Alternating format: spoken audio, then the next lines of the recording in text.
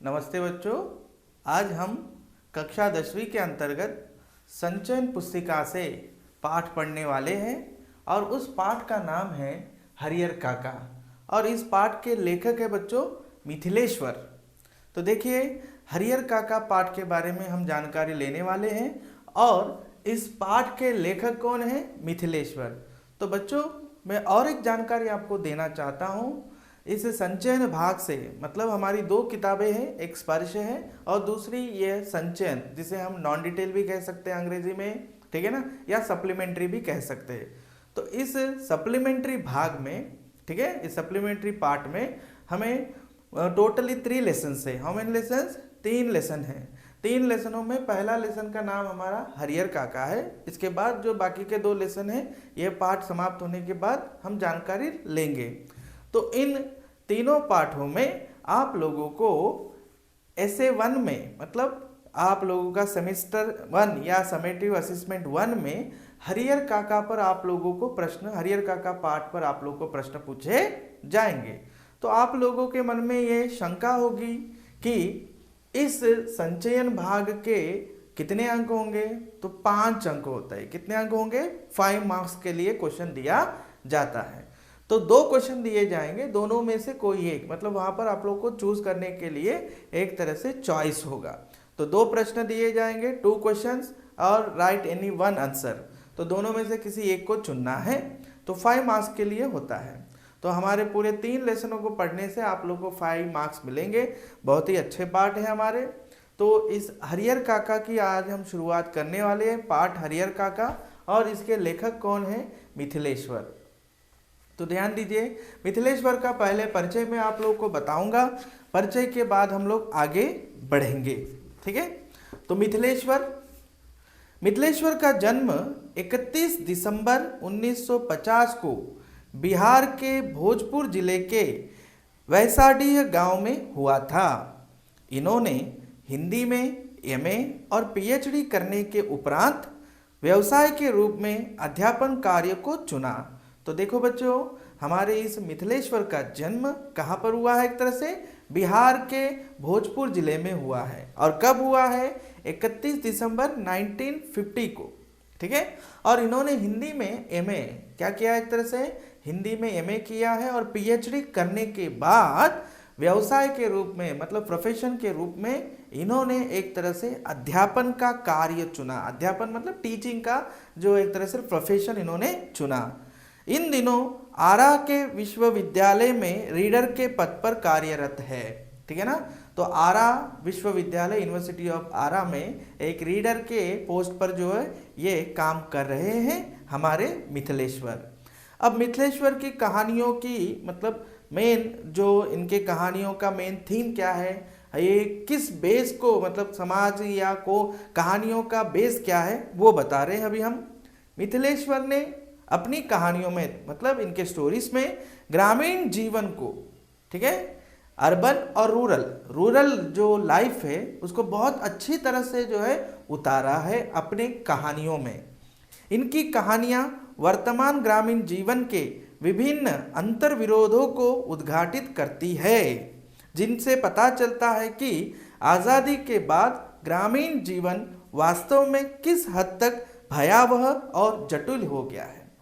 तो इनके कहानियों में ग्रामीण जीवन के अंतर्गत, मतलब रूरल लाइफ या रूरल में रहने वाले जो हमारे जनता है, गांव की जनता, तो उनमें चलने वाले अंतर्गत कॉन्फ्लिक्ट क्या है, वहाँ पर आने वाली परेशानियाँ क्या है, आज़ादी के बाद भी, आफ्टर इंडिपेंडेंस के बाद उनकी हालत, ओके ना, वे किस पोजीशन में हैं, इन सब के बारे में ये बहुत अच्छी तरह से जो है अपनी कहानियों में लिखते हैं। बदलाव के नाम पर हुआ यह है कि आम लोगों के शोषण के तरीके बदल गए हैं। मतलब अभी हम कहते हैं कि चेंजेस हुआ है, लेकिन फिर भी गांव के लोगों के साथ आज भी अन्याय हो रहा है। इनकी बातें इनकी कहानियों में हमें मिलती है बच्चों। तो मिथिलेश्वर की कहानियों का मुख्य विषय, ध्यान रखिए, ग्रामीण जीवन पर, मतलब रूरल लाइफ और रूरल लोगों पर जो है ये अधिक कहानियां इन्होंने लिखी है, ठीक है। तो मिथिलेश्वर के बारे में आपको पता चला। अब हम इनकी ये कहानी, कौन सी कहानी? एक तरह से हरियर काका। हरिहर काका, इस पाठ के लेखक कौन पता चले आपको, एक तरह से मिथिलेश्वर है।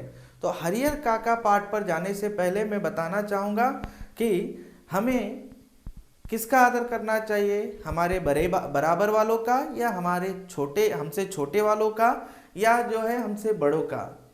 तो आपका उत्तर होगा कि सर कि सबसे बड़े जो होते हैं घर में या बाहर, उनका हमें आदर रिस्पेक्ट करना जरूरी है या नहीं। तो देखिए, हमारी भारतीय संस्कृति में, इंडियन कल्चर में जो है एक तरह से दो तरह के हमें फैमिलीज मिलते हैं, एक जॉइंट फैमिली और दूसरा जो है क्या है, न्यूक्लियर फैमिली।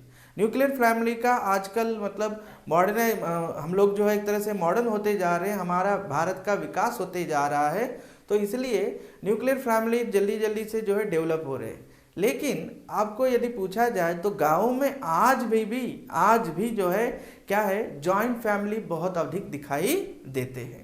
तो जॉइंट फैमिली में आप लोग जानते हैं कि माता पिता, उनके बच्चे, बच्चों के बच्चे सब मिलजुल कर एकत्रित रहते हैं, मतलब इकट्ठा सब लोग जो है मिलजुल कर रहते हैं। तो ये हरिहर काका भी एक जॉइंट फैमिली की कहानी है, ध्यान रखिए, ठीक है ना। जॉइंट फैमिली की, संयुक्त परिवार की कहानी है। लेकिन इस संयुक्त परिवार में जो अपने ही पैसों के लिए किस तरह से दुश्मन बन जाते हैं, जमीन जायदाद के लिए, प्रॉपर्टी के लिए, ठीक है ना, मनी के लिए, अपने ही खुद के लोग, ठीक है ना, अपने ही रिलेटिव के लोग, अपने ही भाई बहन कैसे जो है एनिमी हो जाते हैं। और उस सिचुएशन से बाहर निकलने वाला एक व्यक्ति कौन है, वो हरिहर काका। उन्होंने किस तरह से कौन कौन सी समस्याओं का, which problem he faced in his life, हाँ, इन सब के बारे में ये कहानी हमें जानकारी देते हैं। तो कहानी पढ़ने के बाद हमारे मन में ये प्रश्न आता है, क्या हमें बड़ों को या बूढ़ों को हमें किस प्रकार से जो है उनका आदर करना चाहिए, उनके साथ किस तरह से व्यवहार करना चाहिए, बिहेव करना चाहिए, इन सब के बारे में हमें इस पाठ के द्वारा, इस लेसन के द्वारा जानकारी मिलने वाली है बच्चों। तो यह लेसन एक तरह से नैतिकता की दृष्टि से भी, मोरालिटी की दृष्टि से भी हमारे लिए बहुत आवश्यक पाठ है। तो बच्चों, हम सीधे पाठ पर आते हैं। पुस्तकें आपके पास है, पुस्तक में, टेक्स्ट बुक में पेज नंबर 1, और पाठ का नाम क्या दिया गया है, हरिहर काका। तो देखिए, हरिहर काका के यहाँ से मैं अभी अभी लौटा हूँ। कल भी उनके यहाँ गया था, लेकिन न तो वह कल ही कुछ कह सके और न आज ही।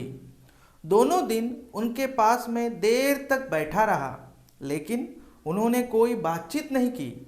जब उनकी तबीयत के बारे में पूछा तब उन्होंने सिर उठाकर एक बार मुझे देखा और फिर सिर झुकाया तो दोबारा मेरी ओर नहीं देखा। हालांकि उनकी एक ही नज़र बहुत कुछ कह गई।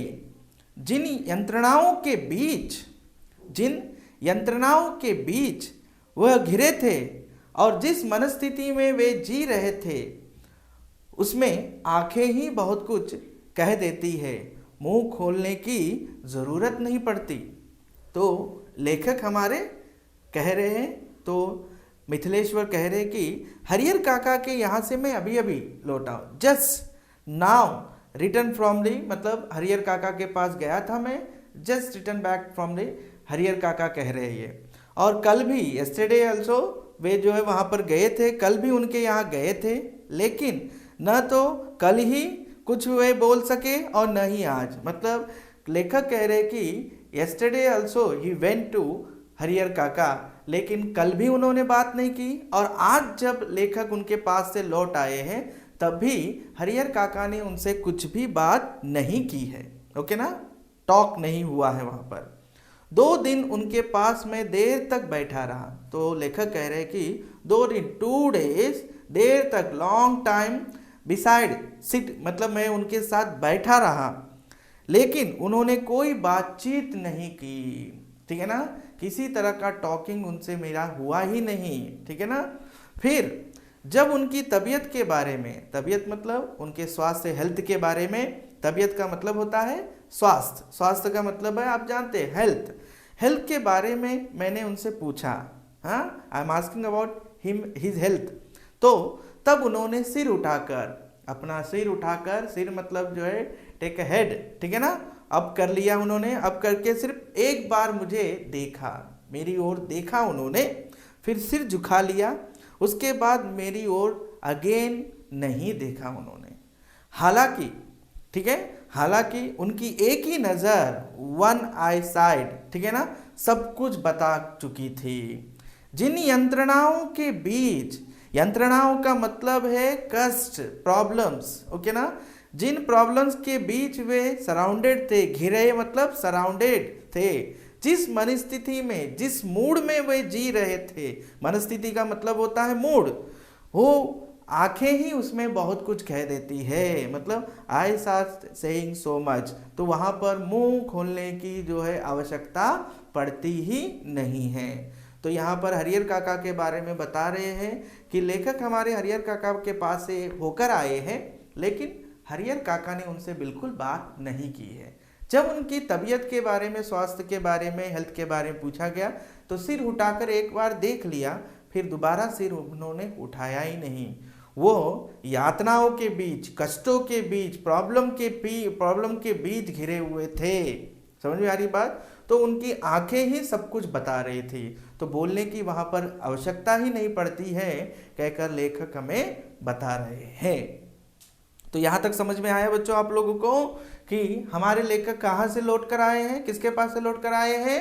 हरिहर काका के पास से लौट कर आए। क्या हरिहर काका ने 2 दिन से उनसे बातचीत की है?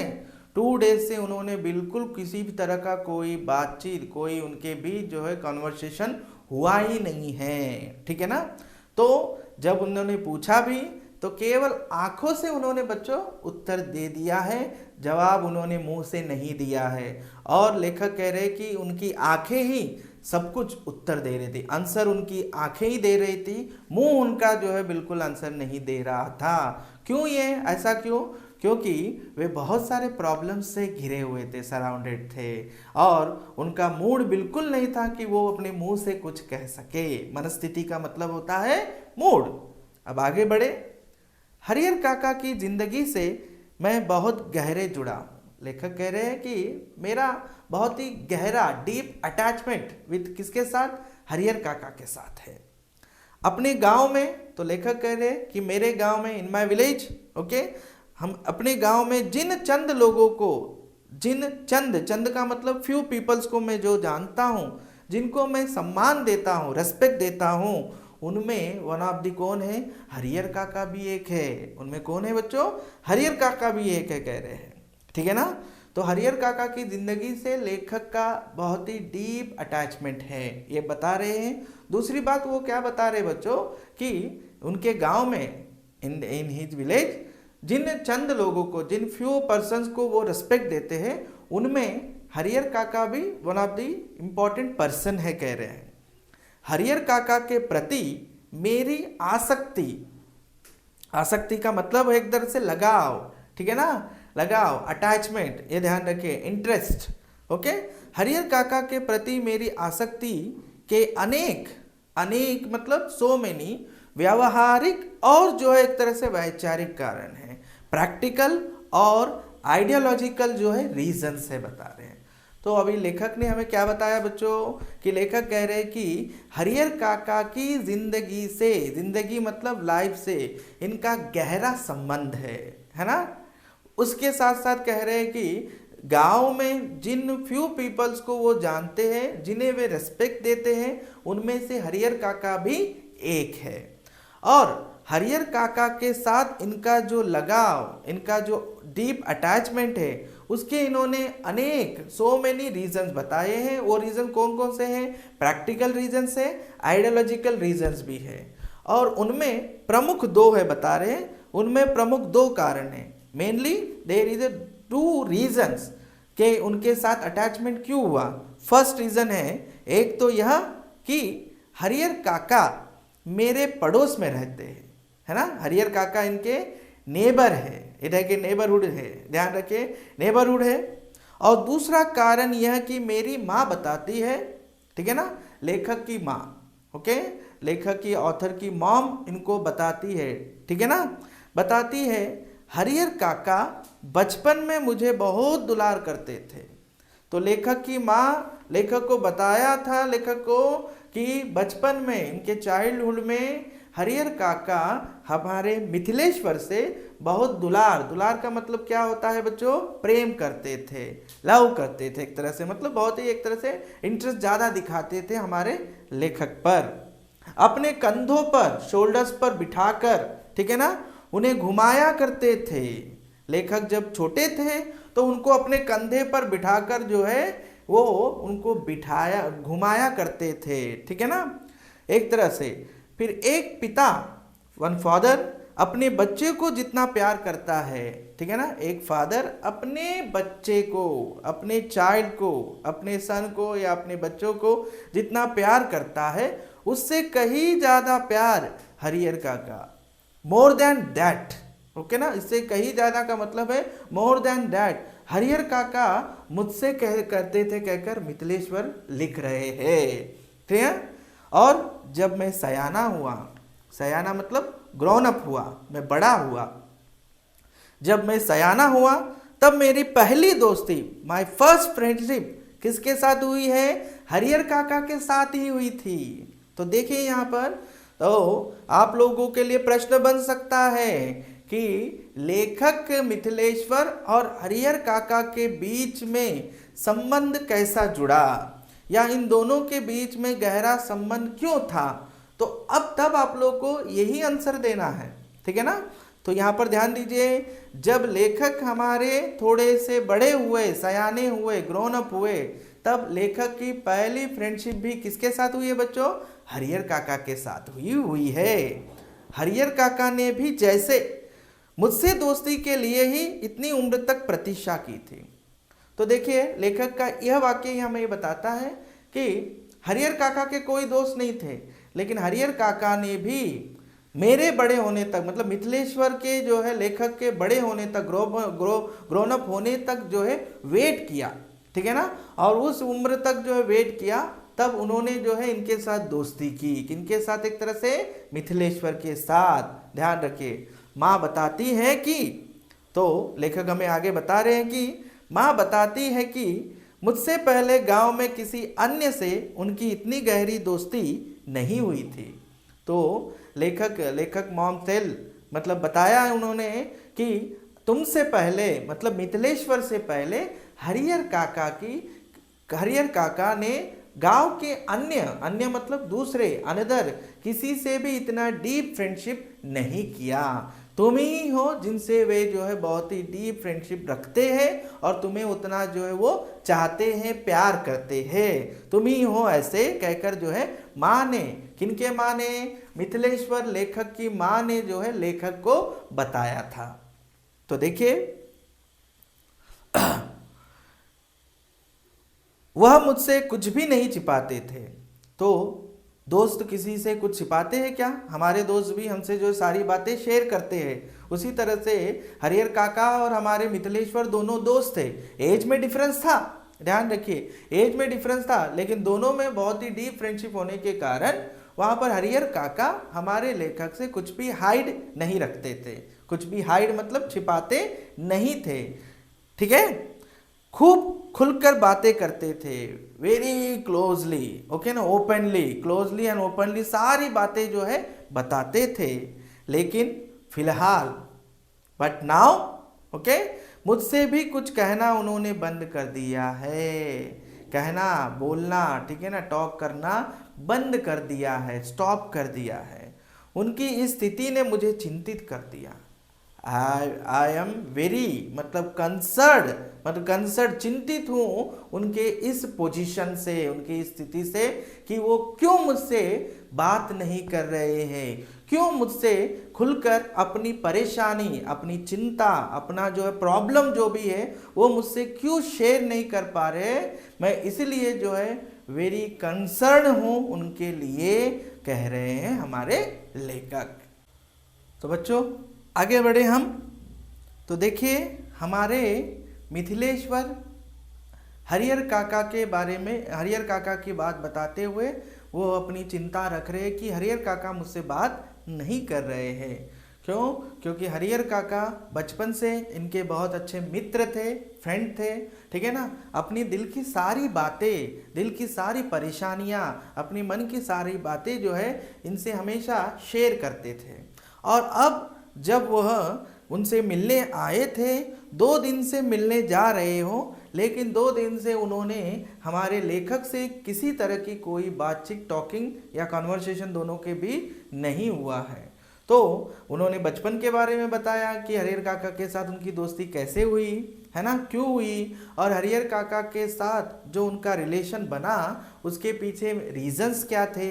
इन सब पर उन्होंने जो है हमारी बात बताई और आगे कह रहे कि देखिए, उनकी इस स्थिति ने मुझे चिंतित कर दिया, ये हमें पता चला, है ना, क्योंकि जिस पोजीशन में वे थे उससे हमारे लेखक बेचारे परेशान हो चुके हैं, ठीक है ना, वे चिंता में हैं, टेंस में हैं। तो यहाँ पर क्या कह रहे हैं कि उदाहरण दे रहे हैं, जैसे कोई नाव, जैसे कोई नाव, नाव मतलब बोट, बीच मझधार में, मिस्ट्रीम में, मतलब सागर में, सी में जो जाते हैं, एक तरह से ट्रैवलिंग के लिए बोट्स वगैरह, सी शिप्स वगैरह जाते हैं, उनकी बात उदाहरण के रूप में लिया है कि जैसे कोई नाव बीच मझधार में, मिस्ट्रीम में, मतलब बीच में जाने के बाद मझधार मतलब एक तरह से मिस्ट्रीम आता है, मिस्ट्रीम में फंसी हो, है ना, उसमें फंसी हो और उस पर सवार, मतलब उस शिप में या उस बोट में जो ट्रैवल करने वाले लोग हैं वो चिल्ला कर भी अपनी रक्षा न कर सकते हो। वे जोर जोर से चिल्लाकर भी अपने आप को सेफ नहीं कर सकते। क्यों नहीं सेफ कर सकते? क्योंकि पूरे उस सी में, मतलब उस बोट के, अकेले बोट के अलावा लोनली है, अलोन है, उसके साथ और कोई दूसरे नहीं है, इसलिए वे लोग चिल्लाकर भी वहां पर अपनी खुद की रक्षा, डिफेंस नहीं कर सकते अपने आप को, है ना, क्योंकि उनकी चिल्लाहट, उनकी जो आवाजें हैं, बचाओ बचाओ, हमारे बचाव कीजिए, हमको सेव कीजिए, इस तरह के चिल्लाने की आवाज दूर दूर तक फैले, ओके ना, लॉन्ग लॉन्ग जो है स्प्रेड हुए उस सी के बीच, उठती लहरों में, उठती गिरती लहरों में, लहरें मतलब जानते हैं आप, सी वेव्स में जो है क्या एक तरह से उठती है और फिर विलीन मतलब जो है कोलैप्स हो जाती है। क्यों? क्योंकि वहां पर उनको बचाने वाला कोई नहीं है, तो चिल्लाकर भी कोई फायदा नहीं है, ठीक है ना। तो यहाँ पर हो जाने के अतिरिक्त और क्या कर सकते हैं? मौन होकर जल समाधि लेने के अतिरिक्त, शांत रहकर जल में समाधि मतलब जल में मरने के अतिरिक्त कोई और दूसरा विकल्प, ऑप्शन नहीं रहता उनके पास। लेकिन मन इसे मानने को कतई तैयार नहीं, लेकिन मेरा मन, माय हार्ट, बिल्कुल इसको मानने को तैयार नहीं। हाँ, मतलब उनका, लोगों का जो है मन बिल्कुल ये मानने को तैयार नहीं रहता है कि हम मर जाएंगे अब इस सागर में या इसी के मझधार में, मिस्ट्रीम में फंसकर, ओके ना।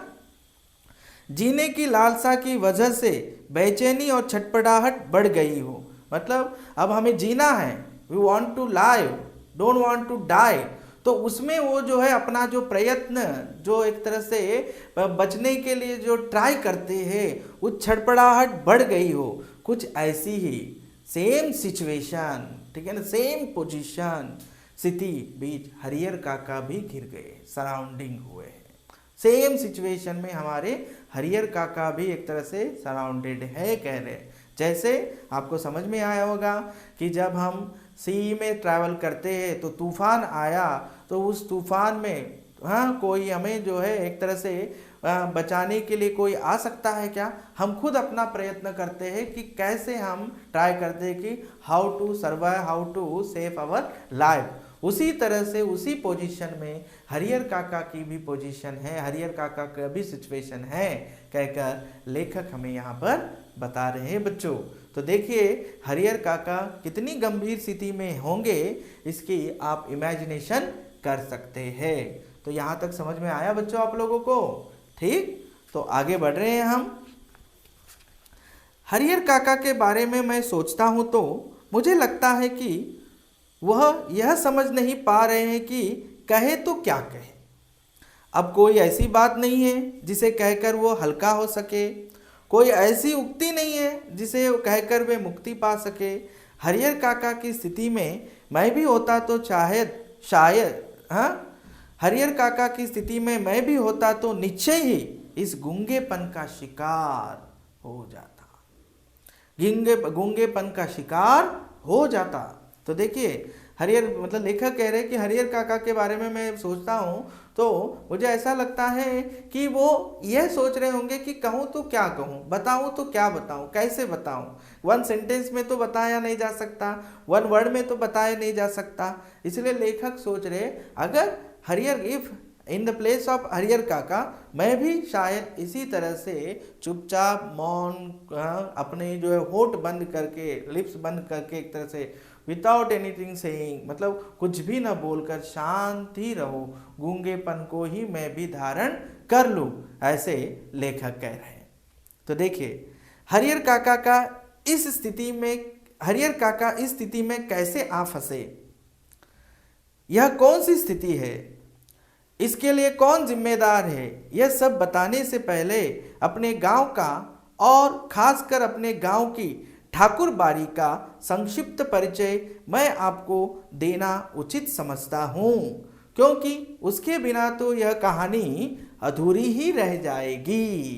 तो लेखक क्या बता रहे हैं, देखिए कि हरिहर काका इस स्थिति में कैसे यहाँ फंसे, मतलब how he came in that situation, okay ना, या दिस सिचुएशन हो सकता है, दिस पोजीशन में हो सकता है।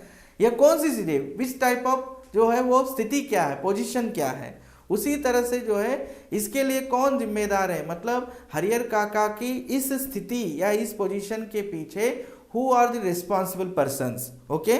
यह सब बताने से पहले टोटली इसकी क्लैरिटी देने से पहले लेखक बता रहे हैं कि मैं अपने गांव का और खास करके अपने गांव की, है ना, मैं अपने गांव के मतलब वो विलेज के बारे में बताना चाहते हैं, और स्पेशली जो है वो ठाकुर बाड़ी के बारे में बताना चाहते हैं। तो बच्चों यहाँ पर नया शब्द आया ठाकुर बाड़ी।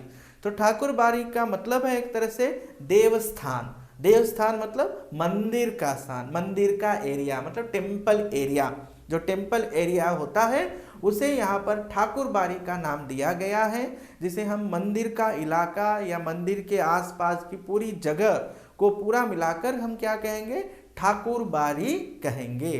तो लेखक देखिए हरिहर काका की यह स्थिति कैसी हुई, वो इस मूड में क्यों चले गए, वो परेशानी में क्यों है, क्या इसकी वजह है, क्या इसके लिए कौन कौन रिस्पॉन्सिबल है, ये सब बताने से पहले, इनका इन्फॉर्मेशन देने से पहले लेखक हमें जो है किसके बारे में जानकारी देना चाह रहे हैं, अपने गांव और स्पेशली किसके बारे में, ठाकुर बाड़ी के बारे में हमें जानकारी देना चाह रहे हैं। तो ठाकुर बाड़ी का मतलब समझ में आया ना बच्चों, कि ठाकुर बाड़ी का मतलब होता है कि टेम्पल एरिया एक तरह से, हाँ बच्चों, और उसे हम मंदिर का इलाका भी कह सकते हैं, मंदिर के आसपास या मंदिर और मंदिर के आसपास की जो जगह होती है उसे ही हम जो है क्या कहेंगे बच्चों, ठाकुर बाड़ी कहते हैं। तो ठाकुर बाड़ी के बारे में बताना चाहते हैं, उनका ब्रीफ जो है इंफॉर्मेशन हमें देना चाहते हैं, क्योंकि इसके बिना, इस ठाकुर बाड़ी के बिना, जिस ठाकुर बाड़ी के बारे में अभी लेखक हमें बताना जा रहे हैं, उसके बिना